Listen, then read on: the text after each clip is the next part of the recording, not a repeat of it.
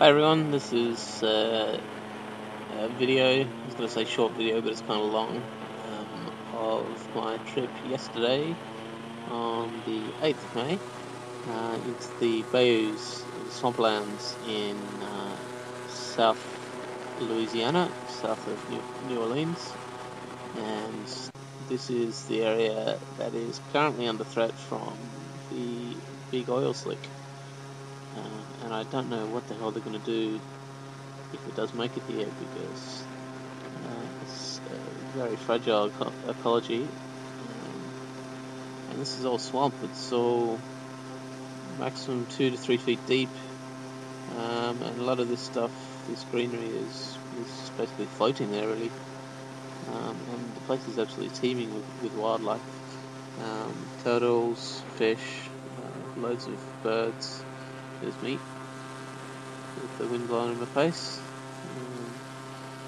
And yeah, other wildlife, turtles, and alligators. There's 2.8 million estimated alligators in the area, and they're everywhere, which is pretty cool. This is the airboat I was on. I've always wanted to go on an airboat. There was some watching Gentle Ben, the program from the 60s, I guess, that we used to have when we were kids.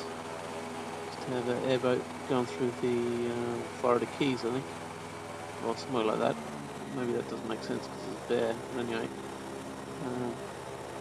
So yeah, this place is really cool. It's just kind of swampy marshlands and these kind of more vegetated areas. Apparently that's grey stuff hanging from the trees. It's like a kind of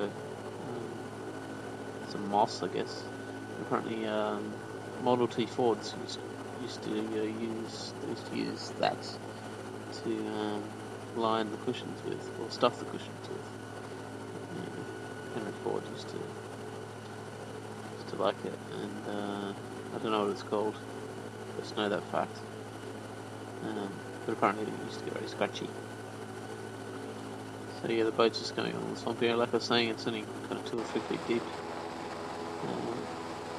In most areas.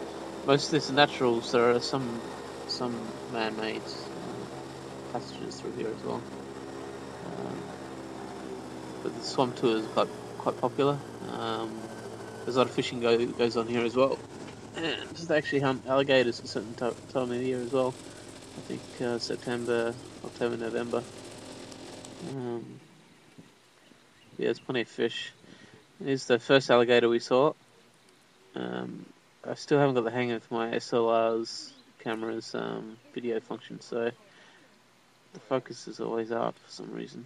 But anyway, this sort of guy's the first alligator that turned up, and there's soon to be plenty more.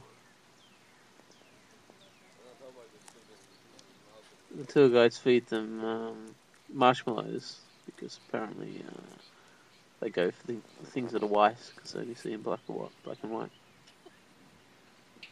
They grow up to 6 feet long, I think, 5 or 6 feet. It's pretty scary looking fellas.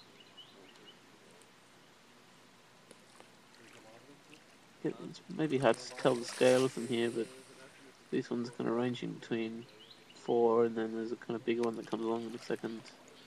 Yeah, that guy's probably 5 or 5 feet or longer, I guess. I don't know what type of alligators these are, but I always thought alligators had longer snouts than crocodiles. The snouts don't seem that long, these guys. I should do my research before I do these narrations. You certainly wouldn't want to put your hand down into the water here. You never know what could happen. I was kind of lucky on this airboat because there's a big guy there. It was actually only myself and another Canadian couple from Toronto. Normally the boats have 16 people on them. Yeah, it's kind of cool. I got to sit on the side. Got a great view of the alligators and everything else.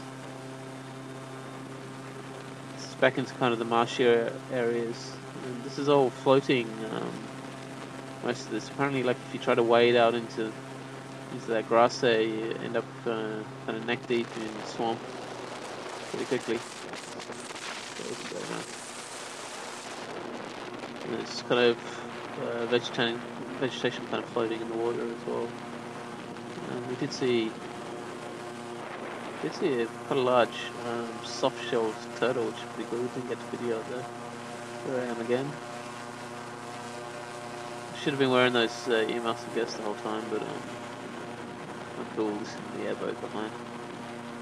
Gravity and yeah, the draft of these boats is really, really shallow. That's why they don't have the propeller in the water. They can go over pretty much anything. Along the way, the guy was kind of going over logs, floating logs, actually over some of the grasslands as well, which is cool. Really cool. As you can see, the weather was really good. The weather in Louisiana was actually really humid, and it was kind of mid-30s as well. It didn't get much cooler at night time, so it was pretty warm. And it took a bit of getting used to because it hasn't been that humid, that's for sure. It's been kind of warm. It was warm in Texas, but it hasn't been that humid. I guess it's got probably something to do with the marshlands, maybe, I don't know. So it is coastal. I think it would be as humid. This is going in amongst the channels, in amongst the bayous.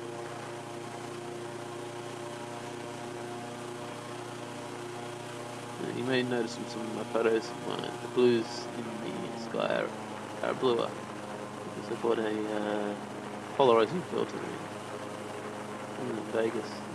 It's taken a bit of while to get used to not having the sky looking kind of a fake blue, but it's kind of working now. I'm quite happy with it. Yeah, it's kind of a bit of fun. I can actually hear the sound of the engine during this narration, but I know it's kind of pretty cool about that. It's got a lot of ducks as well. It's a duck hunting mound or spot, whatever they call them.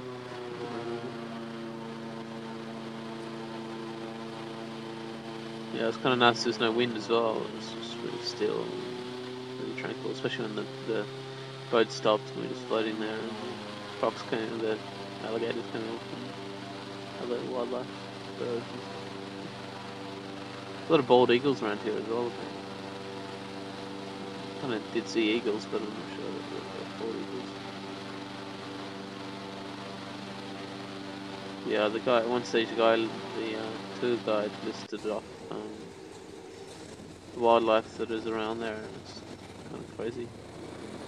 Yeah, this thing's called swamp rats, which are like beavers, but they've got a rat-like nose. Apparently they're introduced, and they're a big problem there at the moment. They're quite a big pest. That's it.